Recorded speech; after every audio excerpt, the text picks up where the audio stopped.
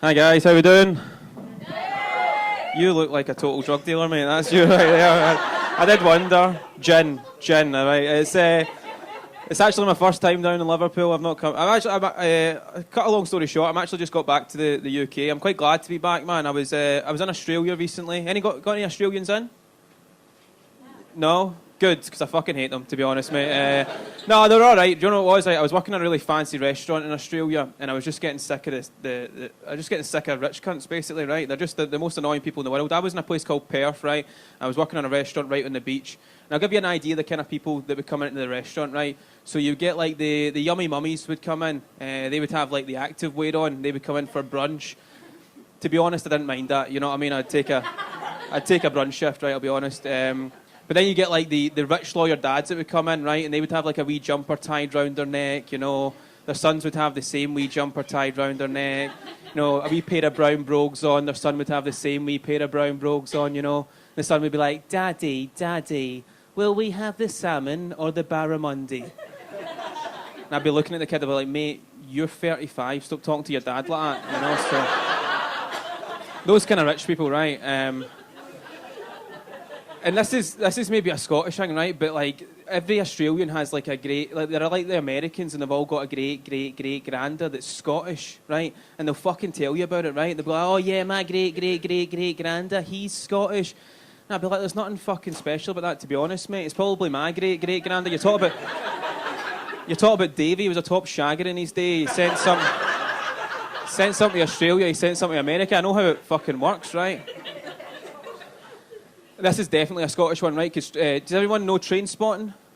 Yeah, right. Trainspotting had come out now. I'll just preface this by saying I'm from Glasgow, right? But Trainspotting had come out and they'd be like, oh, Daniel, you sound like you're just out of Trainspotting. And I was like, I don't really want to be associated with that, you know? Fucking Edinburgh.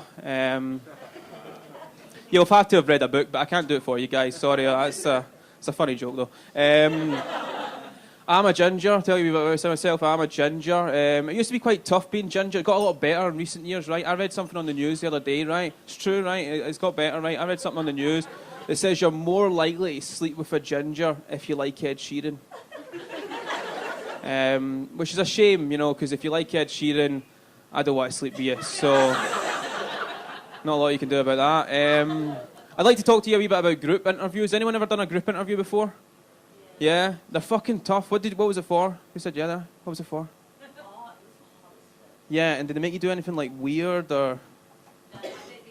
No, right, because it's like often they'll make you do fucking weird stuff, and like people say like weird things. It's usually, if you don't know, it's like 30 people turn up for a job, and like they interview you all at the same time in front of everyone else, you know. So everyone's like, oh yeah, I love 14-hour days, and I don't need a break, and I love when it's busy. And see when somebody says, I love when it's busy, fucking work shy cunts, right? That's a fucking guarantee, right? Watch out for them guys, right? But I went for this group interview, right? And this guy comes out and he goes, it was for a restaurant called Five Guys, right? And he goes, here at Five Guys, we don't hire you on your skills, we hire you on your personality.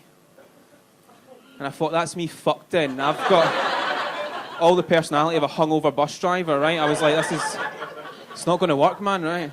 That idea is about your skills, not about your skills, about your personality is bullshit as well. If you went for a meal tonight, maybe went for a nice pizza or something that got put in front of you, you don't think to yourself, I hope the chef is a bubbly, enthusiastic character, right? Because there's a reason them cunts have a separate entrance and exit, right? You don't want to pass them in the night, right?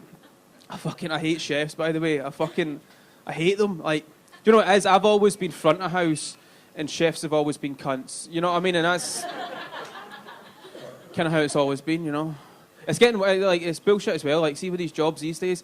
That's another one he said, right? He went like that. Here at Five Guys, we meet the national minimum wage. We meet it. I was like, mate, that's a fucking legal requirement. That goes without saying, man. Like, nonsense. They're all getting taken over by robots as well, man. Like, all the jobs are getting taken over. Even in, like, I was in a hospitality, right? I was in a service station the other day, right? And there was, like, a Costa machine, and it made every type of hot drink perfectly every time. It had, like, a big LED screen. You could even hear the sound of an Italian cafe in the background. You could hear the manager sexually harassing the staff. I was like, it's over for the little guy, that's all I'm saying. You know, it's done. But I never got that job, man. To be honest, I get sacked a lot. I quit a lot of jobs. I quite enjoy both of those things. You know what I mean? If you tell me I can leave halfway through a shift, that's a massive win for me. You know what I mean? Like I'm bored, right? I remember one time back in that restaurant in Australia, the guy said to me, he's like, Daniel, you're not the happy person that we hired. Now this was my first day, so honestly I don't know what I done there. And then another time he sat me down and he went, Daniel, every single chef in this establishment has a problem with you and you alone. He's like, do you see the common denominator? I was like, they're all fucking chefs, aren't they? Just get rid of them. Right, guys, I've been Daniel Conlon. You've been lovely. Thanks a lot for your time.